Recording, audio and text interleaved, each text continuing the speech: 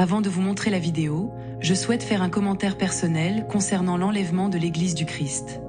Le fait que cette personne dans la vidéo n'ait pas été témoin de la vision de l'enlèvement de l'Église du Christ ne signifie pas que cet événement ne se produira pas. Nous avons des raisons de croire fermement qu'il se produira bientôt. Les preuves et les informations disponibles dans la Bible nous indiquent un événement que nous appelons l'Espérance sainte, ou l'enlèvement ou rapt de l'Église du Christ, et qui est imminent. Bienvenue, voici un autre cas qui nous rappelle la fragilité de la vie, la réalité de la mort et notre nature éternelle. Nous vous invitons à trouver sécurité et salut en Jésus-Christ. Au début des années 1980, en août, je me suis couché cette nuit-là, à peu près comme n'importe quelle autre nuit. Je veux vous donner quelques détails pour que vous sachiez que je n'étais pas sous l'emprise de l'alcool ou de drogues hallucinogènes, bien que j'ai parfois fumé de la marijuana et bu dans ma vie. Mais la nuit où j'ai fait ce rêve, je ne suis pas allé me coucher dans un état d'ivresse ou de stupéfaction. Je me suis endormi, et c'était une de ces fois où l'on se rend compte qu'on est en train de s'endormir. C'est à ce moment-là que ce rêve a commencé.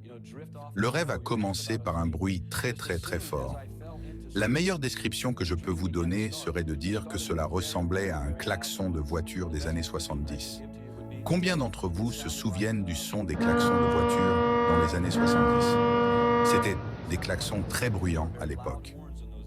En entendant cela, j'ai reçu la capacité, et encore une fois, je partagerai avec vous certaines choses qui semblaient très chronologiques dans le fonctionnement de ce rêve. Et pourtant, à certains endroits, je ne peux pas vous donner de référence temporelle spécifique, car c'était presque comme si on m'avait jeté dans différentes situations sans que je comprenne que le temps avançait. Certaines choses étaient simplement très panoramiques, comme si je regardais un grand écran.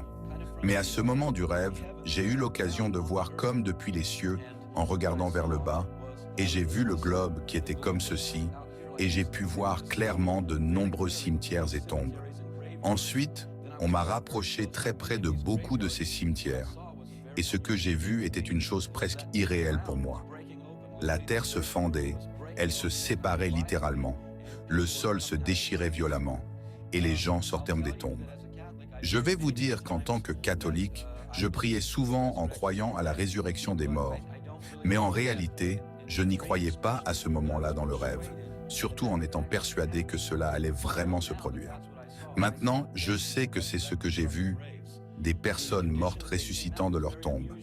La manière dont elles sortaient était très étrange, et une autre chose inhabituelle était que, de l'un des sépulcres du cimetière, une personne sortait de la terre, mais ce n'était pas le cas avec celle à côté.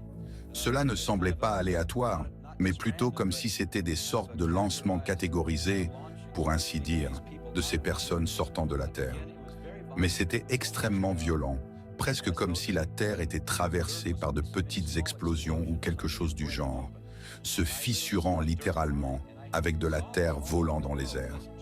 Et j'ai vu tout cela à travers le monde. Ce n'était pas seulement dans une zone, pas seulement, disons, aux États-Unis, mais partout. Et quand les gens commençaient à sortir, leur apparence était... Il y avait deux choses sur leur apparence qui m'ont particulièrement étonné. La première chose était que les vêtements qu'ils portaient ressemblaient à des tuniques de cœur, des robes longues, pour ainsi dire, avec une sorte de manteau par-dessus. Mais en plein jour, c'était comme ces costumes que portent les artistes sous les projecteurs, faisant briller les paillettes et éblouir. Ces personnes sortaient en plein jour, brillants, leurs costumes et leurs personnes, éclatant plus que le soleil. J'aimerais pouvoir vous expliquer cela mieux. Je pouvais voir l'éclat de ces personnes qui sortaient, et je répète, je vous donne le rêve exactement comme je l'ai vu. Certaines choses, j'aimerais qu'elles soient plus excitantes, et d'autres plus douces, mais je vous le décris exactement comme je l'ai vu. Ces personnes qui sortaient, les personnes âgées sortaient avec une apparence comme celle de personnes âgées, mais elles n'étaient pas vieilles. On pourrait dire qu'elles avaient vécu une vie pleine, peut-être 80 ou 75 ans, ou quelque chose comme ça. Elles semblaient mûres, mais sans avoir vieilli. Et les jeunes, j'ai vu beaucoup de jeunes ressuscités. À l'époque, ma position ne me permettait pas de comprendre ces choses, à cause du catholicisme rigide que ma famille et moi pratiquions. Nous n'avions jamais entendu parler des protestants, ni des pratiques chrétiennes autres que celles que nous connaissions. Je n'étais jamais allé dans une église protestante, et personne ne m'avait témoigné de l'évangile de Jésus-Christ, ni du plan de salut. Je n'avais jamais lu le livre de l'Apocalypse. Pour être très sincère avec vous, même aujourd'hui, il aurait été beaucoup plus facile pour ma vie si je n'avais jamais eu ce rêve. Je voulais vivre à ma manière, continuer ma vie comme elle était, et tout allait bien jusqu'à ce que cela commence à se produire. Donc, pour que vous compreniez bien, je n'ai pas demandé cela. Je n'ai pas demandé à voir le Seigneur. Je n'ai jamais demandé à avoir des visions. En général, chaque fois que je reçois quelque chose de ce genre, je me retrouve dans des problèmes. Et vraiment, je n'aime pas les problèmes qui surviennent quand Dieu commence à nous montrer des choses. Ce que je veux également clarifier, c'est qu'à l'époque, je ne comprenais pas vraiment que c'était Dieu. Et pour que vous compreniez bien ce que je veux dire, je n'avais aucun désir d'expérimenter ce rêve. Soudainement, les personnes que j'avais vues partir ont simplement disparu. J'aimerais pouvoir vous dire où je les ai vues partir, mais je ne le sais pas. Je ne sais pas si elles ont été enlevées ou cachées quelque part. Je ne sais pas si elles ont été élevées dans les nuages, car je ne les ai jamais vues monter ni s'éloigner. Elles ont simplement disparu. Je peux dire que je n'ai vu personne sur la planète Terre changer, comme il est écrit dans la Bible, que les morts en Christ ressusciteront d'abord, et que ceux qui seront vivants et qui resteront seront transformés. Je n'ai vu personne à ce moment-là. Quand j'ai vu ces personnes sortir des tombes, être transformées ou enlevées de la planète Terre pour rencontrer le Seigneur dans les nuages. Je ne sais pas, je n'ai rien vu de tel. Je dois répéter que je n'avais jamais entendu parler de l'enlèvement. Jamais. Et en tant que catholique, la seconde venue du Christ n'était même pas un dogme de notre Église. Nous ne pratiquions pas la croyance littérale en une seconde venue de Jésus-Christ. Donc tout cela était très étrange pour moi. Dès que ces personnes ont disparu, pour ainsi dire, une hystérie de masse a commencé à couvrir la terre. Et les gens avaient de l'air de vivre une désespérance absolue, une hystérie, un pandémonium partout, un chaos massif, l'anarchie, la peur et l'inquiétude partout. Je pouvais voir à nouveau dans de nombreux endroits à travers le monde, et il n'y avait aucune nation épargnée par cela. Toute la planète vivait cette expérience. C'était quelque chose de très inhabituel. Pendant le rêve, je ne pouvais pas toujours percevoir ce qui se passait, et pourtant, je luttais avec mon propre esprit durant le rêve. Je ne sais pas si tu as déjà eu des rêves où tu rêves de certaines choses, mais tu es très conscient que tu rêves. Et c'est presque comme si tu étais deux personnes. Je voyais le rêve se dérouler, mais dans mon esprit, je ne voulais pas vraiment en faire partie. Mais pour être honnête avec vous, je n'avais pas d'autre option pendant que ce rêve se déroulait. Et d'ailleurs, il a duré toute la nuit, avec une interruption vers 3 heures du matin. Je n'avais aucun contrôle pour sortir de ce rêve.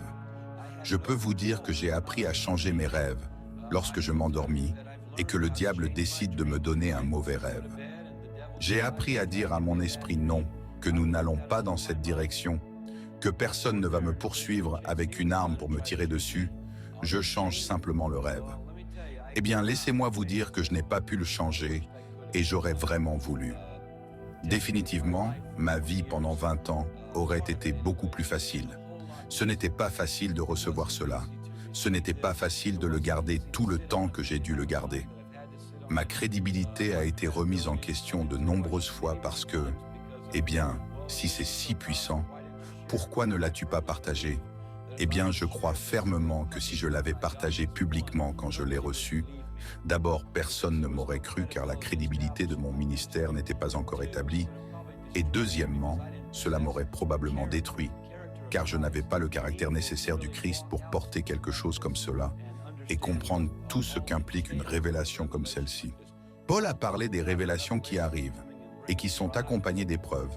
Donc, je sais que je n'étais vraiment pas prêt pour cela. À mesure que le pandémonium massif et le désespoir ont commencé à imprégner la société, un événement très étrange s'est produit. Ce qui s'est passé, c'est que la télévision, les téléphones, la radio et cet autre dispositif de communication étrange sont apparus. J'ai pu voir dans de nombreux foyers aux États-Unis des boîtes blanches, plus ou moins de cette taille, qui ressemblaient à des téléviseurs. Lorsque je les ai vues, elles étaient présentes dans presque tous les foyers des États-Unis et avaient des lettres écrites à l'intérieur. Parfois, cela semblait presque comme si une télévision se diffusait à travers elles. Tous ces dispositifs de communication se sont éteints pendant une période d'environ 2 semaines. Et maintenant, je sais que ce que je voyais étaient des ordinateurs personnels dans les maisons. En 1980, d'ailleurs, j'ai enquêté sur cela, sur toutes ces choses que j'ai vues, pour vérifier si effectivement cela venait de Dieu, car je n'ai pas l'intention de partager tout cela si c'est incorrect. J'ai mon propre ministère actuellement et je ne veux pas mettre en danger ce que le Seigneur a accompli au cours des 17 dernières années. En 1980 et 1981, il y avait moins de 0,5% des foyers américains avec un ordinateur personnel. Je les ai vus dans des foyers, presque partout. Tous ces appareils se sont éteints. L'une des choses qui se produisait pendant cette hystérie était que beaucoup de personnes se demandaient « Où sont passées ces personnes? Que s'est-il passé ?» Et tout le monde a vu cet événement, ou l'a ressenti par la suite. Ce que j'ai observé chez les gens, c'est qu'ils avaient littéralement presque tous un immense aspect de désespoir et de découragement sur leur visage. Où que j'allais, il y avait du désespoir, et personne ne semblait avoir envie de vivre. Ainsi, cette hystérie a apporté un désespoir complet et une perplexité totale à presque tout le monde. Les médias télévisuels ont été éteints pendant un certain temps. Encore une fois, les gens m'ont demandé « Que penses-tu à causer cela ?» Je ne suis vraiment pas sûr. Lorsque je priais à propos de ce voyage, le Seigneur m'a dit qu'il me donnerait chaque jour un signe partout où j'irais. Un signe dans le monde réel que ce que j'avais vu venait réellement de lui.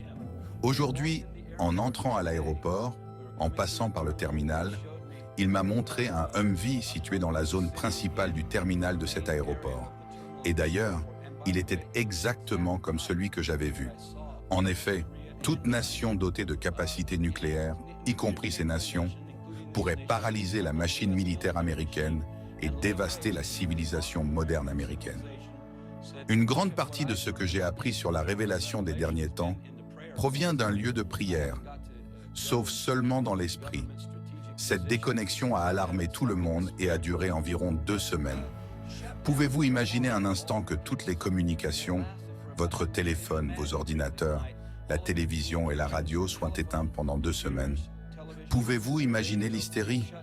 Pouvez-vous imaginer l'impossibilité pour un supermarché de contacter ses fournisseurs, d'obtenir plus de fournitures, de l'essence ou de réaliser des transactions?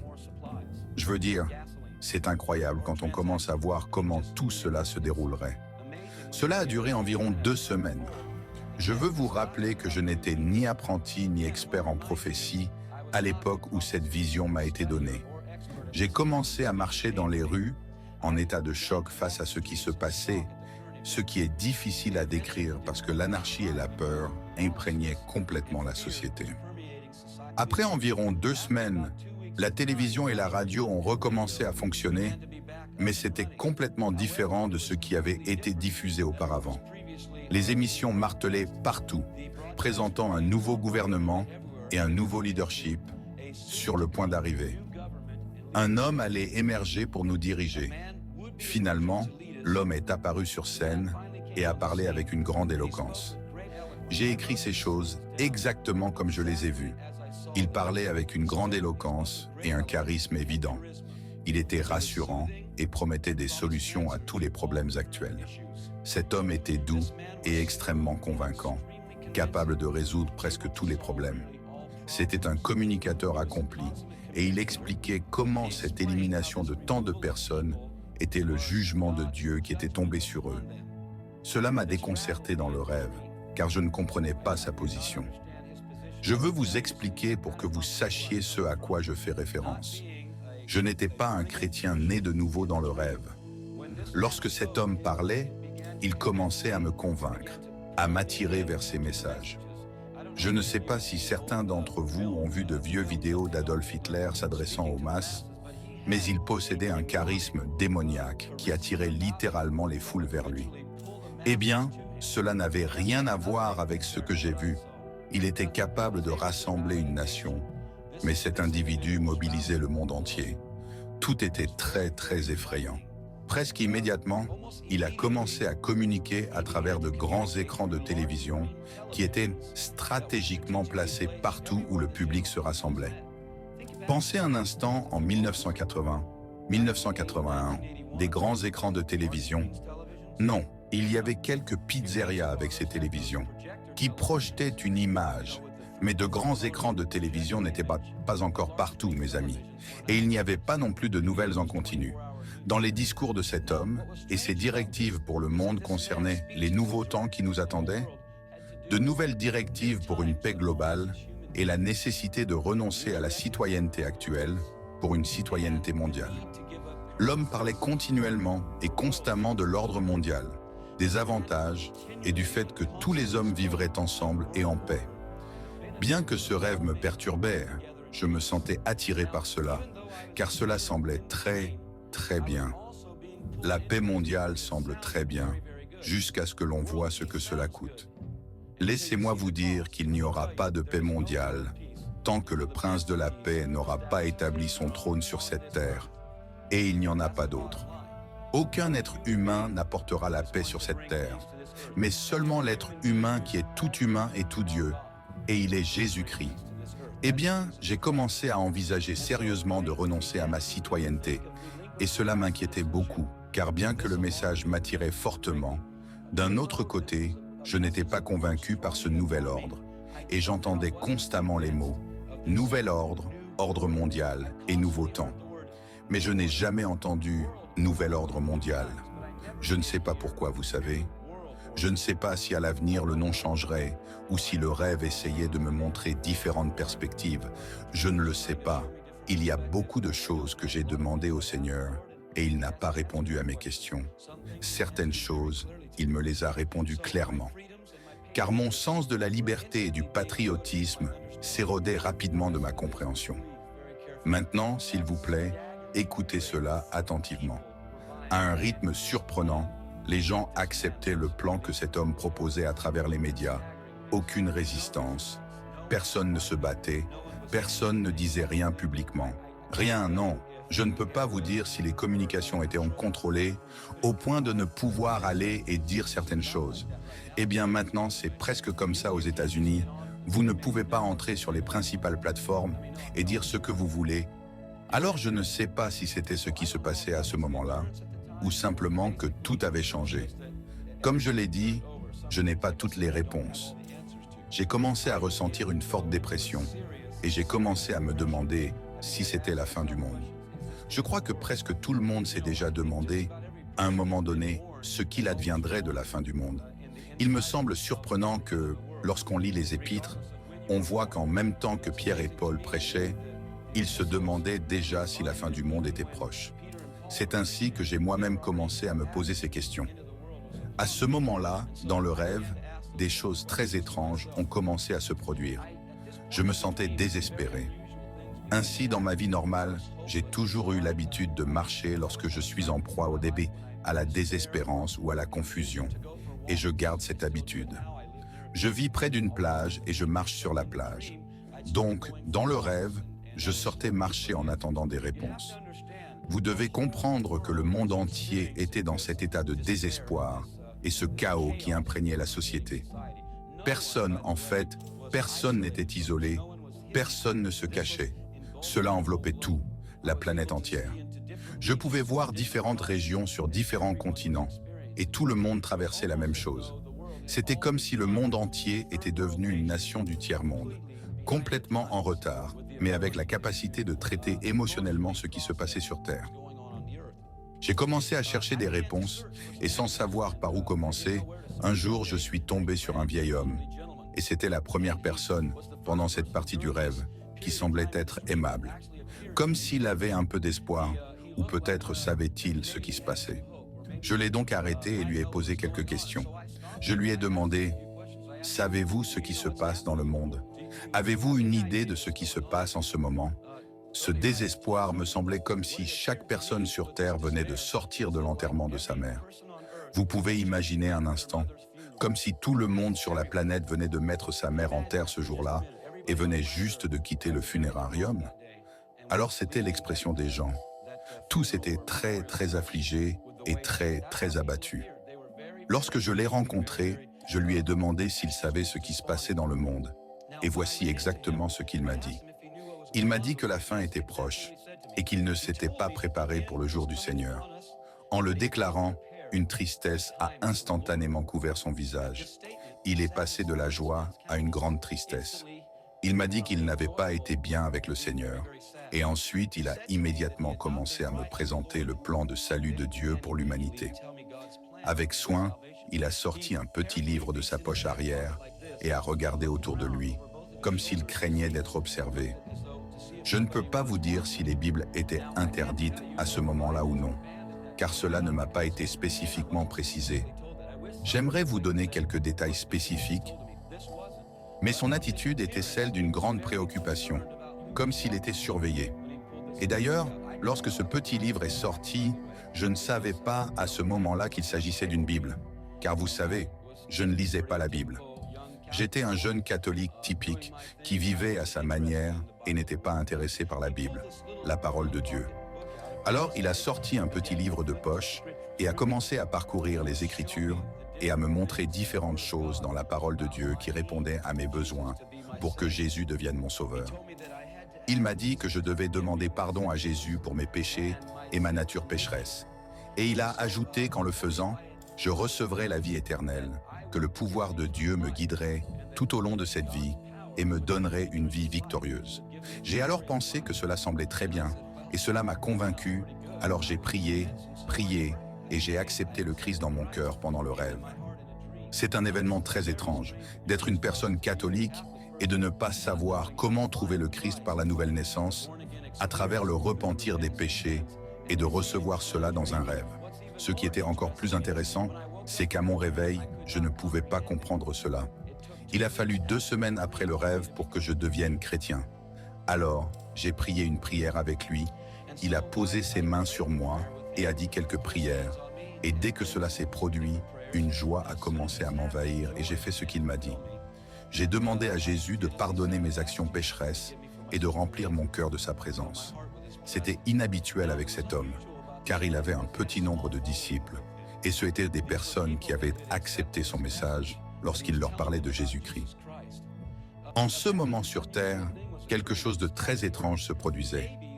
Les bébés étaient abandonnés presque partout, un à chaque coin de rue, laissés dans leurs chaises ou dans leurs paniers. C'était étrange, car ils étaient âgés de la petite enfance jusqu'à environ 16 ou 18 mois, quelque chose comme ça. Je remarquais qu'il n'y avait pas de bébés de plus de 2 ans. Nous avons donc commencé à ramasser les enfants partout et à nous occuper d'eux. Je me suis joint à ce groupe de personnes car ils étaient les seuls à sembler trouver la paix. Maintenant, des choses très inhabituelles se produisaient avec ce groupe de personnes. J'étais étonné de voir comment ils pouvaient satisfaire les besoins physiques des gens. Ils rencontraient toujours des personnes dans le besoin, pouvaient répondre à leurs besoins, puis d'une manière ou d'une autre, les conduire vers le Christ. Je ne savais toujours pas comment faire cela, car je venais à peine de me connecter avec cet homme. Dans le rêve, ma femme était également devenue chrétienne croyante en Jésus-Christ, mais je peux vous dire que l'autre homme que j'ai vu à la télévision, l'homme qui pouvait accomplir des signes et des merveilles et résoudre tous les problèmes, laissez-moi vous dire ce soir que je n'oublierai jamais son visage. Jamais. Tant que je vivrai, je n'oublierai jamais son visage.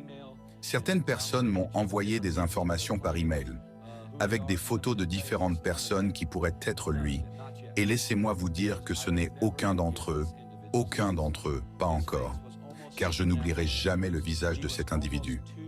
Son visage avait une apparence presque surnaturelle, il était presque trop parfait. Il était, faute de termes, l'homme le plus beau que j'ai jamais vu. Juste pour vous dire que cet homme avait tout en sa faveur, tout. Il avait un visage comme sculpté, et tout dans son apparence était presque parfait. Et quand il parlait, il y avait une qualité étrange en lui. N'est-il pas incroyable que l'Antichrist soit l'antithèse de Jésus et qu'il ait une personnalité qui soit le contraire total de celle de Jésus-Christ? Même s'il n'était pas vraiment orgueilleux, il était très audacieux, mais il possédait malgré tout une habileté et un charisme pour attirer les gens à lui. À ce stade, nous avions vraiment établi une connexion avec le vieil homme et ses partisans, Mais certaines choses restaient étranges, réussissaient toujours de la manière la plus inhabituelle. Maintenant, pendant le rêve, je ne savais pas ce qui se passait. Je ne savais pas que Dieu s'impliquait dans les affaires des hommes. Je ne savais pas que le grand Dieu de l'univers viendrait et serait réellement intéressé par les affaires humaines. Bien que j'ai grandi dans la religion, je ne le voyais pas de cette manière. Je le voyais comme un Dieu très occupé là-bas, ayant beaucoup à faire, et que je n'étais probablement pas assez important, car je n'étais pas un pape, ou un cardinal, ou un saint quelque part, ou, tu sais, je n'étais pas une de ces personnes. Donc je pensais probablement être le dernier sur la liste. Et je sais que beaucoup de gens se sentent ainsi à propos de Dieu en ce moment. Mais je voyais des choses très étranges se produire avec ce groupe de partisans. La nourriture se multipliait, des choses très inhabituelles se produisaient. Ils priaient pour les gens et les gens étaient guéris. C'était des choses très étranges, très abstraites dans mon esprit. À ce stade du rêve, les choses ont vraiment commencé à changer et il se trouve que je suis allé à la banque pour effectuer une transaction. Et dans le rêve, plusieurs choses m'ont été révélées. Par exemple, voyons si j'ai quelque chose avec moi. Oui, je l'ai. J'ai vu cet argent en 1980. Je voyais que l'argent avait de grandes images de différentes figures. En 1980, cet argent n'existait même pas encore. Une autre chose que j'ai vue peu après cet argent était que l'image de la personne bougeait un peu et qu'il restait un espace blanc ici. Et la vision m'a montré que les espèces auraient des bandes qui pourraient être suivies pour savoir à qui avait été effectuée la transaction en espèces. Ils semblaient peu informés sur l'emplacement de leur compte courant et leur visa électronique. Ils voulaient aussi savoir où l'argent liquide était dépensé, parce qu'ils voulaient avoir un contrôle total.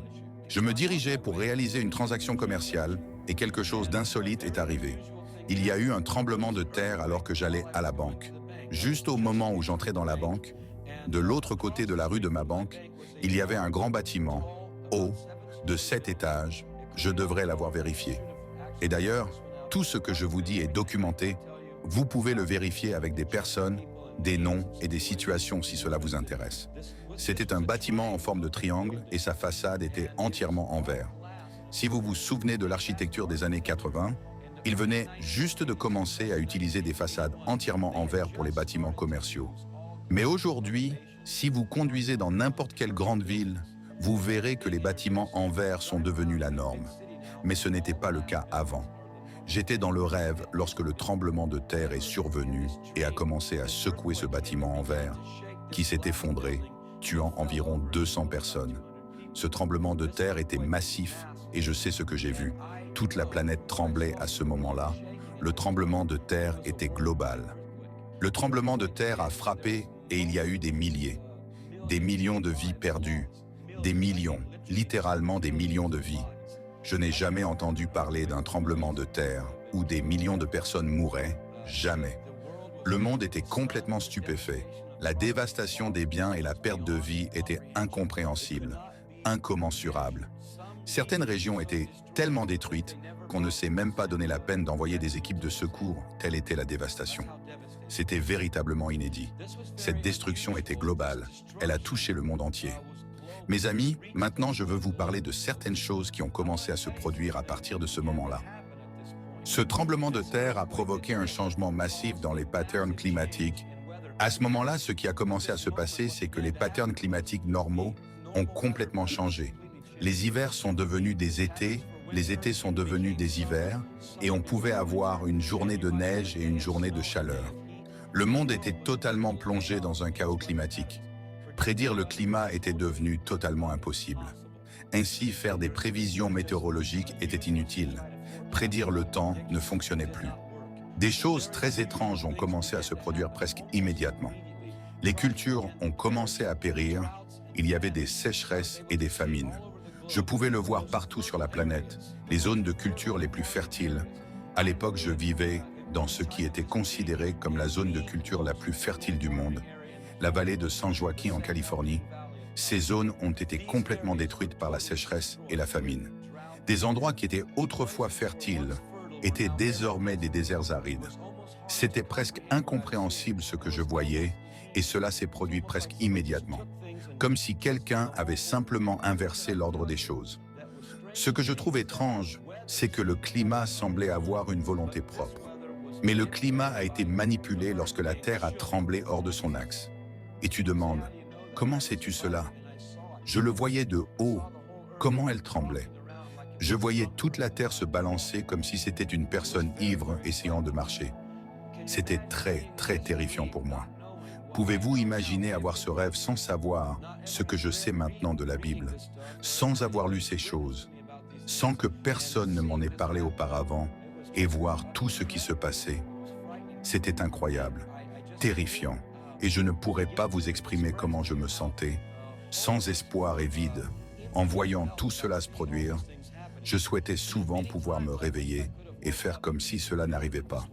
Autour du moment où ce tremblement de terre s'est produit, d'autres choses étranges ont commencé à se produire. Concernant la loi, j'ai commencé à voir des municipalités locales où ce n'étaient plus les départements de police qui appliquaient la loi des municipalités, mais maintenant c'était une police militaire, conduisant des véhicules très étranges, que je sais maintenant qu'ils s'appellent des Humvee. Ces véhicules que j'ai vus ressemblaient beaucoup à celui-ci, sauf qu'ils n'étaient pas verts. D'ailleurs, j'ai vu cela dans une annonce sur Internet, car j'ai commencé à parler aux gens de ce que j'avais vu. La première fois que j'ai vu un de ces véhicules, c'était sur CNN en 1991 pendant la guerre du Golfe. Je ne sais pas si vous les avez déjà vus auparavant, mais c'était la première fois que je les voyais. Je regardais un reportage sur la guerre du Golfe, parce que je comparais ce que la télévision me disait avec ce que le Seigneur m'avait montré en prière. Le véhicule que j'ai vu était noir. Ils étaient à tous les coins des principales voies. C'est la seule différence avec celui que j'ai vu à l'aéroport aujourd'hui. Ces véhicules que j'ai vus étaient noirs et le dessus était dur. Mais cette partie ici pouvait s'abaisser. Ce n'était pas dur, c'était une toile, ou comme celle des Jeeps. Avez-vous déjà vu des Jeeps sans les couvercles durs? Il y avait une toile ici et un homme se tenait debout à l'arrière.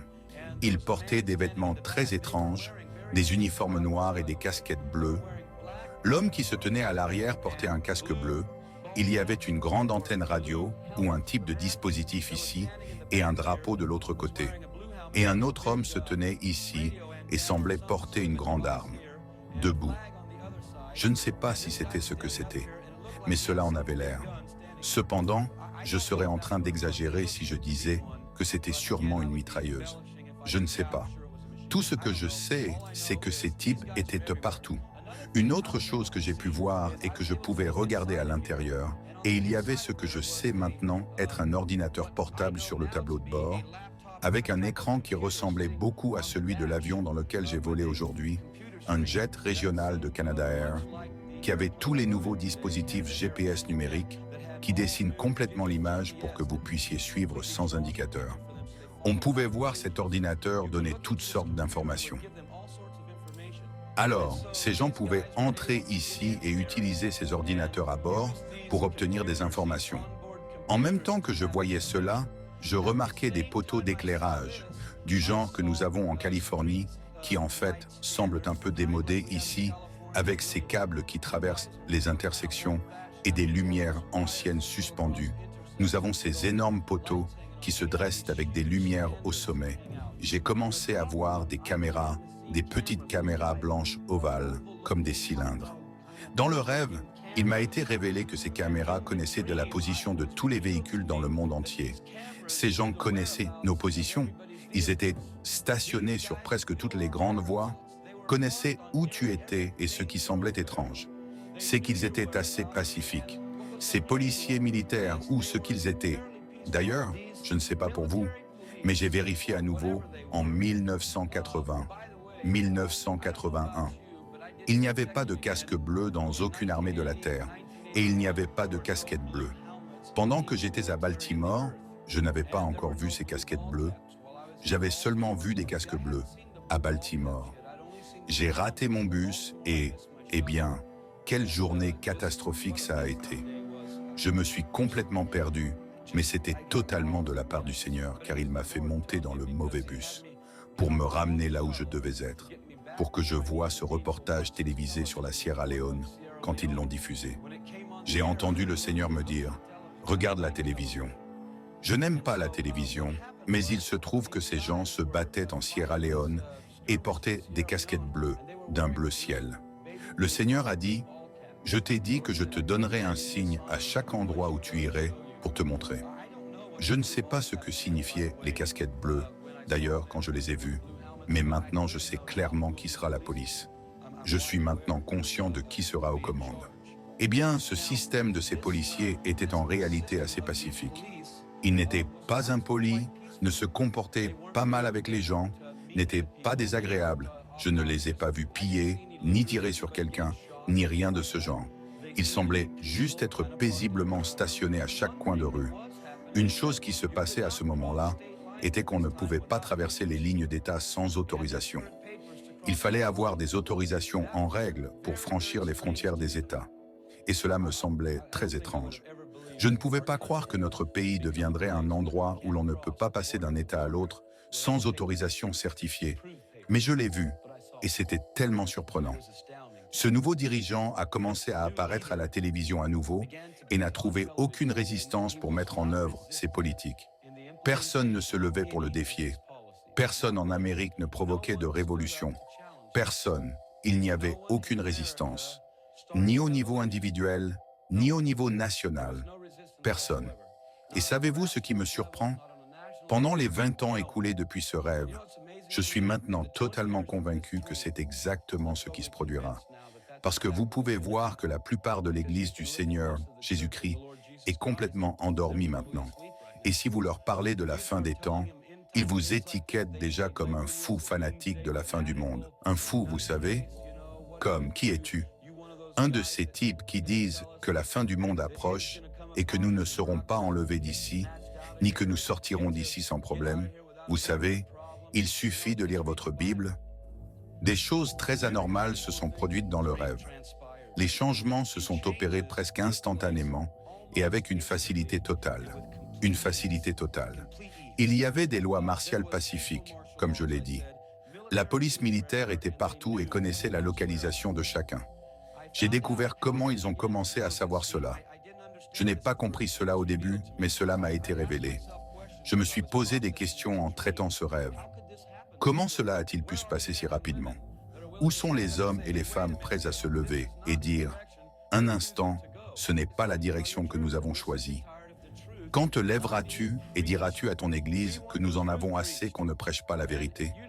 Nous voulons que la vérité soit prêchée, et si ceux qui sont hommes de Dieu ne la prêchent pas, nous prierons pour que Dieu nous envoie d'autres pour le faire. » Au fur et à mesure que le rêve avançait, j'ai eu la capacité de réaliser que dans les foyers, les téléviseurs ne diffusaient pas seulement des programmes, mais avaient maintenant la capacité d'envoyer des signaux vous concernant dans votre propre salon. Je n'aurais jamais cru que cela pouvait arriver jusqu'à ce qu'un ingénieur en électronique me dise « Tout appareil électronique conçu peut faire l'inverse de sa conception. » N'importe quoi. Maintenant, écoutez. J'ai vu que les téléviseurs surveillaient réellement les gens dans leur foyer, suivaient leurs mouvements, écoutaient leurs conversations. On m'a montré dans le rêve que le téléviseur n'avait pas besoin d'être allumé, juste branché. Devinez ce que j'ai découvert? Que les téléviseurs fabriqués après 1992 peuvent effectivement vous espionner. La télévision nous expliquait continuellement, presque tous les jours, comment les gens, si nous nous alignions sur ce nouvel ordre, serions délivrés de tous les problèmes de la vie. C'était ce que cet homme répétait chaque fois qu'il apparaissait. On disait que le nouvel ordre offrirait toutes les réponses aux problèmes, ainsi que le leadership nécessaire pour apporter le changement, afin que le monde devienne enfin un monde idéal de paix. C'était ce que l'on entendait encore et encore, mes amis. C'était en 1980, lorsque j'ai fait ce rêve. Mais cela ressemble à aujourd'hui, n'est-ce pas? Chaque jour, les journaux martèlent les esprits et les programmes martèlent les esprits. Paix globale, unité globale, tout cela était des slogans. Et le Internet, faisons du monde un globe, rendons-le plus petit. Vous savez, toutes ces choses nous étaient constamment montrées. Et à ce moment du rêve, mon travail avec cet homme âgé a commencé à s'intensifier. C'est la partie du rêve qui m'a vraiment donné de l'espoir. J'ai commencé à travailler de manière très intensive avec cet homme, en l'aidant, et ce qui a commencé à se passer, c'est qu'à ce moment-là, beaucoup de soi-disant chrétiens, comme je l'ai noté dans mes notes, que je précise, lorsque j'ai fait ce rêve, j'ai écrit 7 pages dans un bloc-notes, recto verso. Maintenant, ces soi-disant chrétiens se rapprochaient du vieil homme et de son équipe, leur racontant qu'à un moment donné, ils avaient eu une relation avec Jésus, mais qu'ils s'étaient refroidis dans leur foi et avaient perdu l'intérêt de mener une vie sainte et de chercher passionnément Dieu. Pendant une courte période, les gens venaient à Jésus avec une totale consécration. Je pouvais à nouveau voir la planète, et ce que j'ai vu était très, très étrange. Je pouvais voir certaines régions de la Terre où des rayons de lumière jaillissaient très haut, vers l'atmosphère. On aurait presque dit ces grands projecteurs, avec une flamme à l'intérieur, vous savez.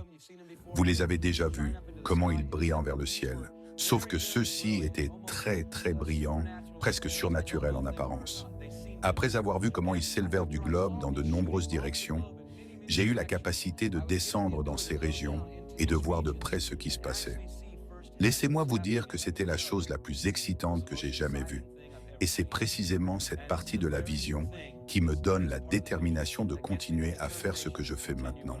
C'est pourquoi je travaille au Guatemala, dans une mission et dans un orphelinat dont je fais partie, parce qu'ils sont prêts à écouter, ils ont faim et soif. Les Américains croient tout savoir et, vous savez, si ce n'était pour cette partie de la vision, je ne ministresserais plus jamais ici, je déménagerais complètement. Mais voici ce qui s'est passé. Des rayons de lumière, j'ai commencé à voir 12 régions aux États-Unis d'Amérique et à travers le monde où ces rayons jaillissaient et commençaient à briller dans l'atmosphère. Quand je me suis approché, j'ai vu qu'un réveil massif se produisait sur la Terre. Et voici ce que j'ai vu. Je n'ai vu aucun Ken Peters, aucun évangéliste célèbre, aucun prophète, apôtre ou personnalité de la télévision connue. Pas un seul. J'ai seulement vu les enfants normaux et ordinaires de Dieu qui ministéraient avec puissance, comme la Bible décrit Jésus et ses disciples. Et cela se produisait à grande échelle partout. Partout cela se produisait. Partout. Les gens priaient pour les malades et ils étaient guéris instantanément. Ils priaient pour les aveugles et ils voyaient. Ils priaient pour les morts et ils ressuscitaient. Ils priaient pour que les perdus reviennent. Et, mes amis, je vous le dis maintenant, je pourrais faire une petite danse de l'Esprit Saint ici même. Je pourrais presque commencer à trembler et danser. Parce que ce que j'ai vu était la plus grande chose que j'ai jamais vécu depuis que je suis en vie. Rien de ce que j'ai vu sur Terre ne pourrait se comparer à ce que j'ai eu l'occasion de voir. Parce que ce que j'ai vu était la plus grande chose que j'ai jamais vécu depuis que je suis en vie. Rien de ce que j'ai vu sur Terre ne pourrait se comparer à ce que j'ai eu l'occasion de voir. C'était tellement incroyable. Les régions étaient complètement gagnées pour Jésus-Christ. Maintenant, je sais avec certitude que c'est possible, parce qu'à 15 minutes de notre orphelinat, dans une ville appelée Almalanga, au Guatemala, il y a maintenant une ville sur Terre qui est entièrement chrétienne, 76 000 habitants. Ce que j'ai vu, mes amis, était encore une fois tellement incroyable qu'il est presque inimaginable. Vous savez où il est dit dans l'évangile de Jean que Jésus a dit « Et les œuvres que je fais, vous les ferez aussi, et même plus grandes. Je n'ai pas vu d'œuvre plus grande, mais j'ai vu une plus grande quantité. Je n'ai rien vu de plus grand que de ressusciter un mort, mais j'ai vu une plus grande quantité. C'était presque comme si tout le monde était comme Jésus, marchant autour en accomplissant ses œuvres. Eh bien, je veux que vous sachiez une chose. Je suis juste une personne normale. C'est tout ce que je suis. Oui, j'ai un don et ce don fonctionne. Mais vous avez aussi des dons et ils fonctionnent. Et Dieu est très satisfait de la manière dont vos dons fonctionnent. Et je ne suis personne. Je suis juste un suiveur de Jésus-Christ. C'est tout.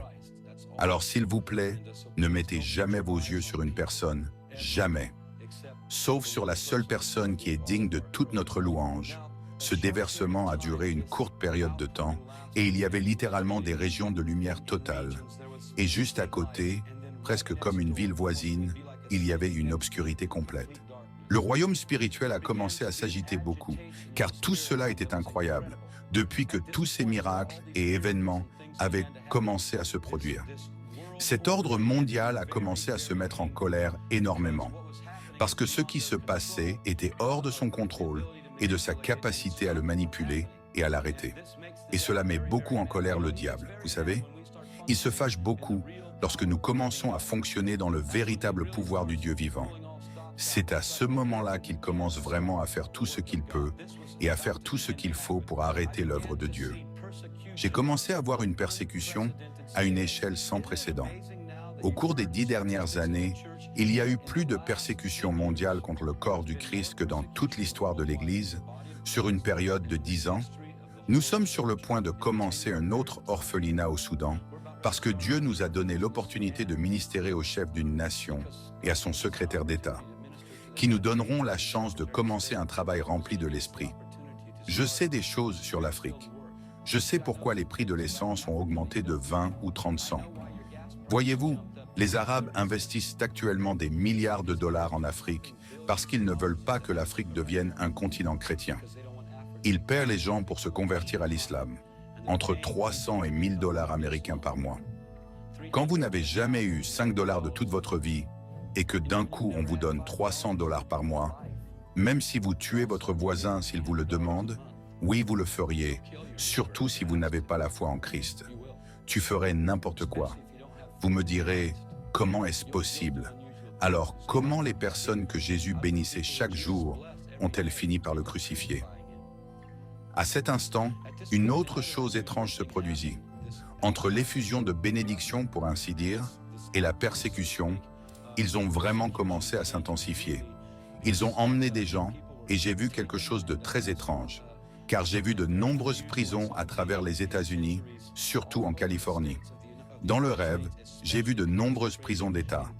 En 1983, le Saint-Esprit m'a parlé et m'a dit que le diable était autorisé à construire des prisons dans l'État de Californie et qu'elles deviendraient éventuellement des centres de détention pour les chrétiens. Ces prisons étaient construites dans des zones rurales situées généralement entre 15 et 25 miles de toute route principale. Je lui ai demandé pourquoi, et il m'a répondu que c'était pour que ces personnes puissent être emmenées pendant la nuit. Je suis parti pour effectuer une autre transaction et j'ai rencontré une personne. Encore une fois, quelque chose de très étrange s'est produit. Il était très excité et a commencé à me parler de quelque chose qui venait de lui arriver. Je vais être assez rapide pour que nous puissions avancer. C'est une représentation très pauvre, mais nous travaillons sur une meilleure version. Cet homme m'a dit, « Ken, nous nous étions déjà présentés. J'étais très excité et il m'a dit, « As-tu déjà ta marque d'identification ?» Et je lui ai répondu, « Je ne sais pas de quoi tu parles. Qu'est-ce qu'une marque d'identification ?» Il m'a dit, « Ils viennent de mettre en place une nouvelle marque d'identification qui, au début, c'était volontaire. » Cet homme m'a dit, « Tu devrais obtenir la tienne bientôt pour éviter des problèmes, car bientôt tout le monde en aura besoin pour effectuer n'importe quelle transaction. Je veux te montrer que ce n'est pas un bon dessin, parce que nous ne sommes pas des artistes et que je ne fais que des griffonnages. Alors s'il te plaît, sois patient, je vais expliquer comment c'était ce que j'ai vu. » Au niveau du point de pression de la main droite, cet individu avait ce qui semblait être le symbole du soleil mexicain. Quelqu'un a-t-il déjà vu le soleil mexicain avec des rayons solaires? Un soleil qui a un visage? C'est ainsi que cela semblait, sauf que ces rayons ici n'étaient pas comme cela, si tu peux imaginer des bandes d'hologrammes qui sortaient comme des rayons.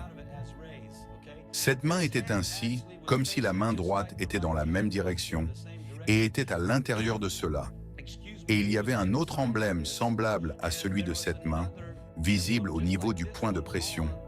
Ce type était très enthousiaste à ce sujet, très heureux parce qu'il a dit « Hé, nous n'aurons plus jamais à utiliser ces carnes stupides. » Eh bien, en voyant cela, quelque chose de très étrange avec la main de cet homme, et cet enthousiasme et agitation, j'ai eu très peur et quelque chose dans mon estomac m'a dit « Pars d'ici aussi vite que possible. » J'ai commencé à penser « Oh mon Dieu, c'est la fin du monde maintenant, vraiment la fin du monde. » Alors, j'ai couru vers chez moi aussi vite que possible.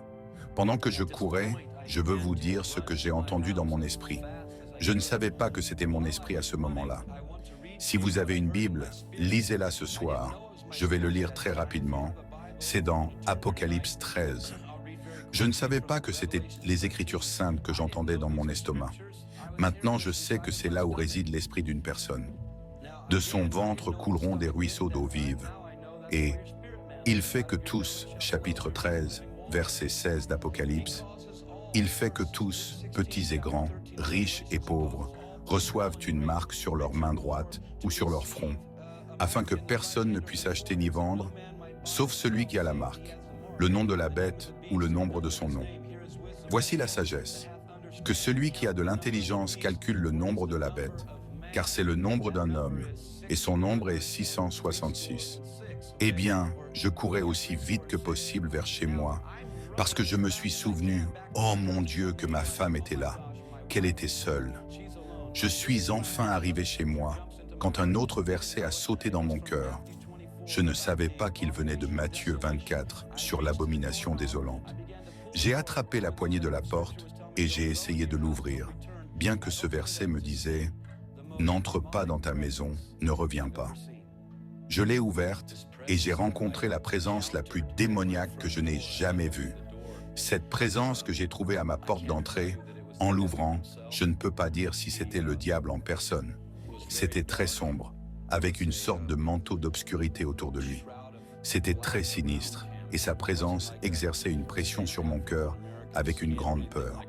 Je me suis mis à crier aussi fort que je pouvais, et je me suis réveillé du rêve. Lorsque je me suis réveillé, j'étais trempé de sueur. J'avais littéralement la silhouette de ma sueur sur le lit.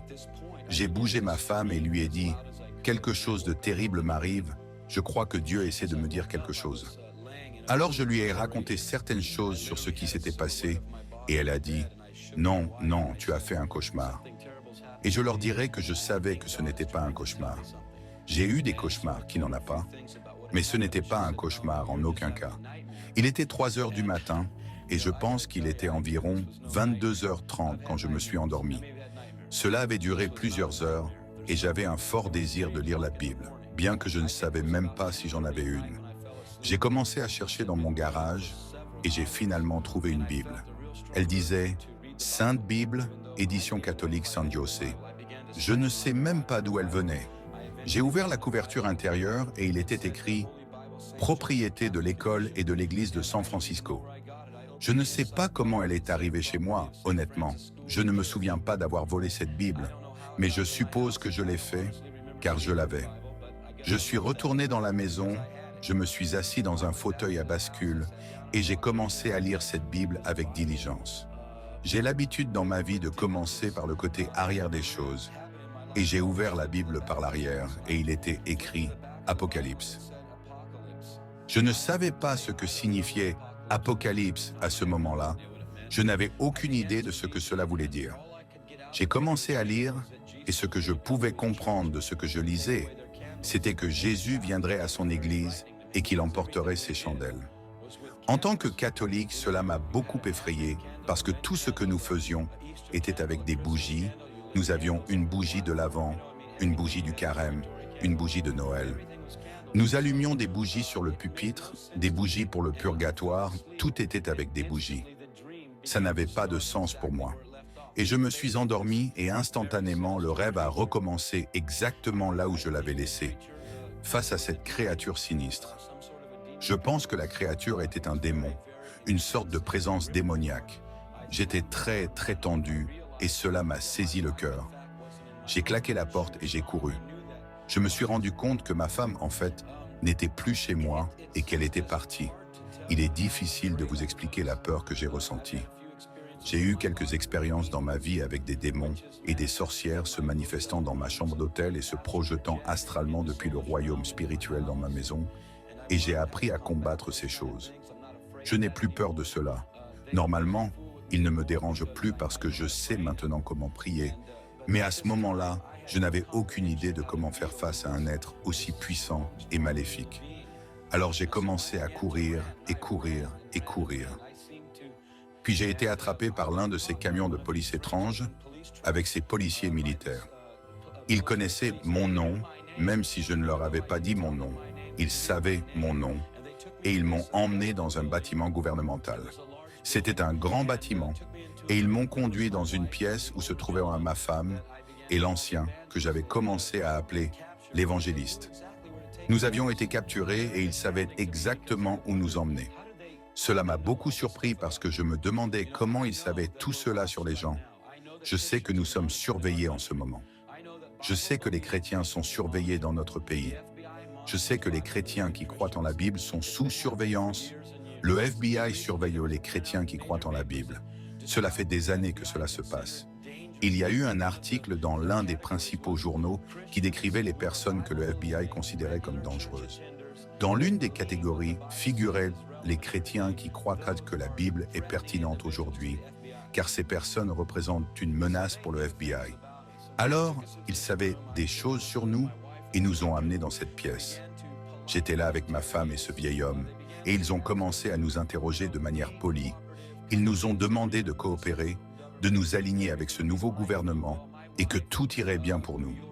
Eh bien, ma femme est l'une des chrétiennes les plus courageuses que j'ai jamais connues.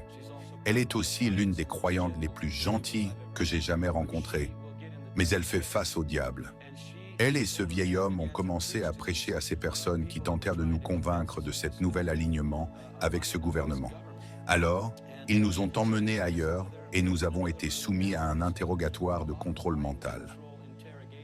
Il se trouve que j'ai eu l'impression que mon esprit était absorbé par cet ordre et je me disais, « Tu sais, si nous ne causons simplement pas de problème, tout ira bien. » C'est ainsi que mon esprit a commencé à fonctionner.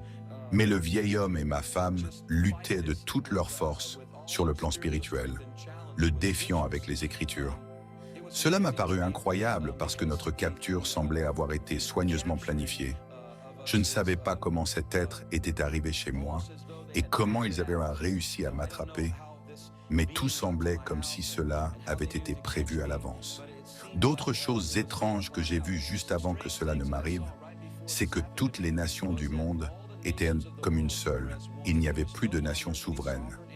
Les continents n'étaient plus divisés en pays, mais les continents étaient divisés en régions.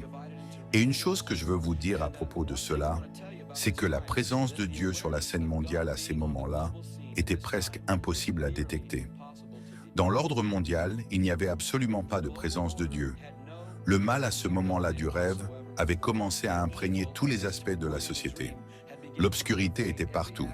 Ce que j'ai vu, c'était une ligne très claire entre ceux qui faisaient partie du peuple de Dieu et ceux qui n'en faisaient pas partie. Tu pouvais marcher dans la rue et savoir instantanément qui était qui. Ce n'était pas comme maintenant, où parfois tu te demandes si tu le sais ou non. Parfois tu te retrouves dans un grand groupe de personnes et tu te demandes, je me demande qui sera sauvé ici, je me demande qui connaîtra le Seigneur. C'était tellement évident qu'il y avait une ligne de démarcation spirituelle claire, clairement visible. Lorsque nous étions interrogés, le contrôle mental était phénoménal. Ce n'était pas quelque chose qu'un être humain pouvait faire lors d'un interrogatoire. Mon esprit a commencé à être envahi par une véritable anxiété et peur. Et ensuite, parce que ma femme et ce vieil homme restaient très directs et faisaient face à la situation, ils nous ont sortis et nous ont conduits dans un long couloir. Dans ce couloir, il y avait des milliers de personnes en file indienne. Le couloir semblait mesurer au moins 100 mètres de long, voire plus. Mais selon ma perception dans le rêve, il y avait une très longue file de personnes et toutes les 5 ou 6 minutes, ces personnes avançaient d'un pas. Nous étions dans cette file depuis longtemps, lorsque des gens ont commencé à être introduits par des portes situées sur les côtés de ce couloir. Et ils ont commencé à interroger les gens et à leur dire de renoncer à leur foi. Ils n'utilisaient pas le nom de Jésus, le nom de Jésus-Christ ou le nom de Dieu, mais ils disaient qu'ils devaient renoncer à leur foi en lui tant qu'ils pouvaient encore vivre, et que leur foi était vaine, comme s'ils lançaient des blasphèmes défiants contre les gens qui étaient dans la file. Et de temps en temps, quelqu'un craquait, s'effondrait simplement, et il l'entraînait en renonçant à sa foi en Christ. Cela m'a rendu très, très mal à l'aise d'être dans cette file, car je n'étais pas sûr de ce qu'il allait nous faire. Je n'étais pas sûr s'ils allaient nous emmener en prison, ou peut-être nous battre pour nous effrayer, ou quoi que ce soit d'autre. Ce n'était pas encore clair pour nous. Finalement, nous avons traversé une série de 3 portes doubles et après la dernière porte double, ils nous ont mis dans une sorte de salle, comme une cellule de détention. il y avait un vieil homme en tête de la file, ensuite ma femme et moi après. Ils ouvraient les portes très rapidement et ont emmené ce vieil homme dans la pièce C. Je ne sais pas ce qui lui est arrivé ensuite dans le rêve, car ils ont fermé les portes très rapidement.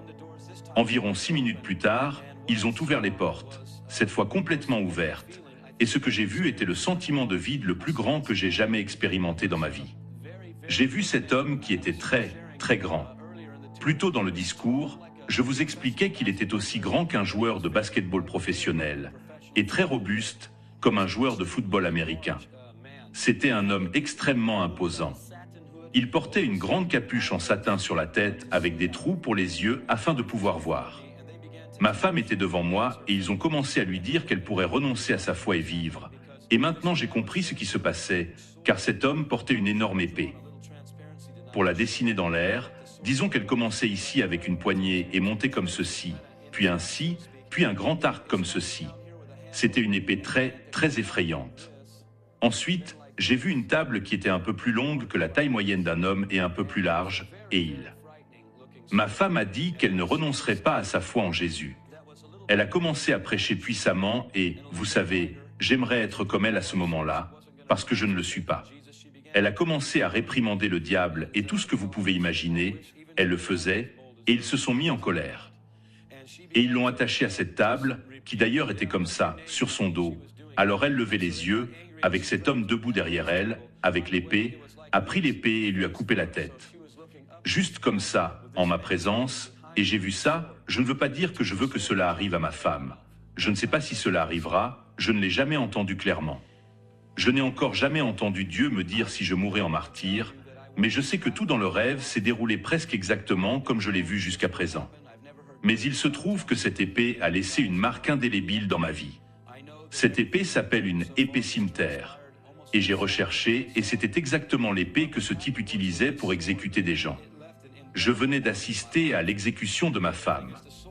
J'étais très triste, mais pour être très honnête, j'avais plus peur de ce qui allait m'arriver plus tard que du fait que ma femme venait de mourir. Et je sais que cela semble très égoïste.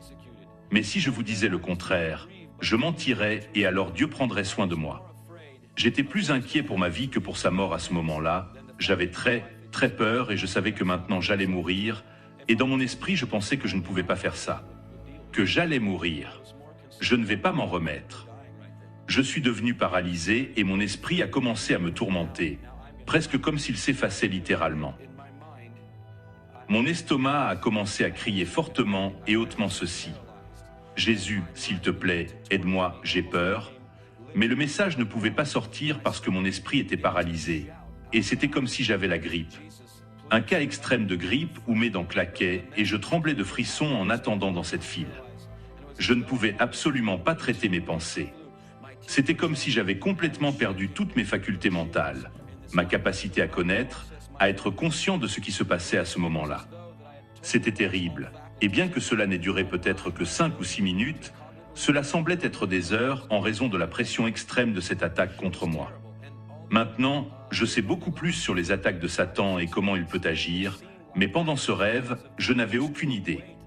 J'ai commencé à vouloir crier depuis mon estomac. Tout ce que je peux dire, c'est que je sais maintenant que c'était mon esprit, mais dans le rêve, c'était comme une lutte entre mon estomac et mon esprit. Finalement, quelque chose est arrivé de mon estomac jusqu'à mon esprit, et j'ai pu invoquer en esprit Jésus et lui dire « J'ai peur, Jésus, s'il te plaît, sauve-moi, aide-moi ». Au même instant où cette communication spirituelle s'est produite, j'ai ressenti comme une main qui m'a attrapé l'épaule et à nouveau. C'était très étrange, car pendant un instant, je m'intéressais plus à la main qui m'attrapait qu'à ce qui m'arrivait réellement.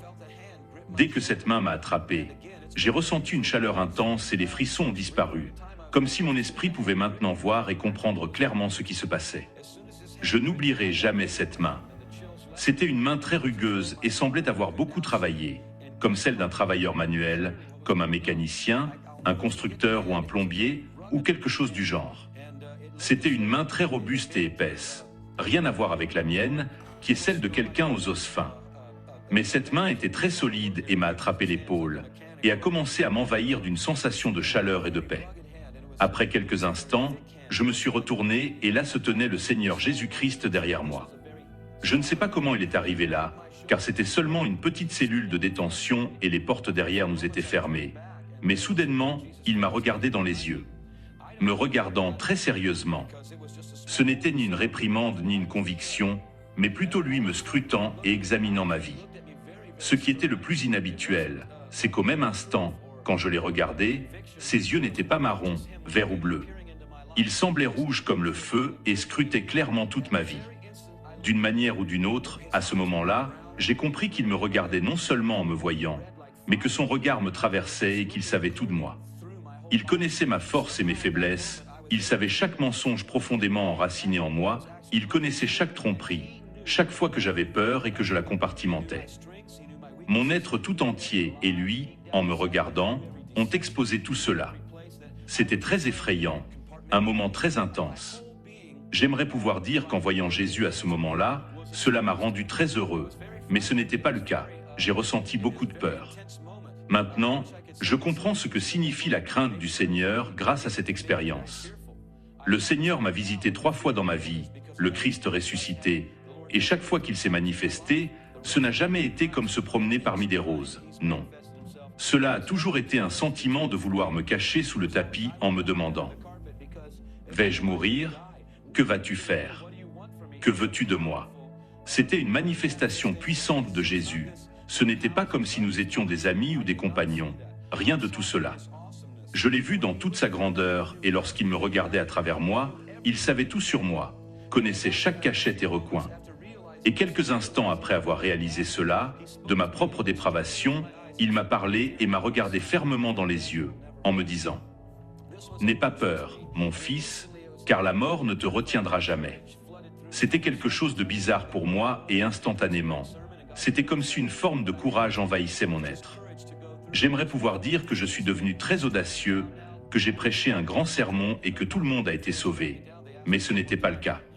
C'était juste un courage pour faire face à ce qui se trouvait devant moi. Alors, ces hommes m'ont ligoté, et ce type, d'ailleurs, avant de m'attacher, ils m'ont demandé une fois de plus, est-ce que je pouvais encore l'abandonner? Et j'ai dit non. Qu'il est le Seigneur de tous, et je savais qu'il avait sauvé dans le rêve par la prière, et ce qui était arrivé au vieil homme. Mais quand je l'ai vu, j'ai su et je peux maintenant vous dire, amis, que je sais avec certitude qu'il est le Seigneur des seigneurs et le roi de tous les rois. Et je vous le dis, où les Écritures disent que chaque genou fléchira et chaque langue confessera son seigneurie, que ce soit dans le ciel, sur la terre ou sous la terre, quand je l'ai vu. Il n'y aura aucun genou, aucune langue qui ne confessera pas sa seigneurie, peu importe de quel côté il se trouve, quand il se révélera à eux, chaque genou fléchira, croyez-moi. Car sa présence était si puissante, si impressionnante, si ointe, si redoutable, pour ainsi dire, comme le disent les Écritures, qu'il est redoutable en présence. Redoutable dans le sens où vous saviez qu'il n'y a aucun pouvoir sur Terre qui puisse le défier. Amis, je n'ai pas peur des bombes nucléaires. Car je sais que le Dieu de l'univers qui m'a été révélé est plus grand que toute démonstration que l'homme puisse concevoir. Le Créateur du ciel et de la terre nous a donné la sagesse pour élaborer ces stupides bombes, et il ne sera pas surpassé par sa propre création, c'est certain. Je l'ai vu en lui.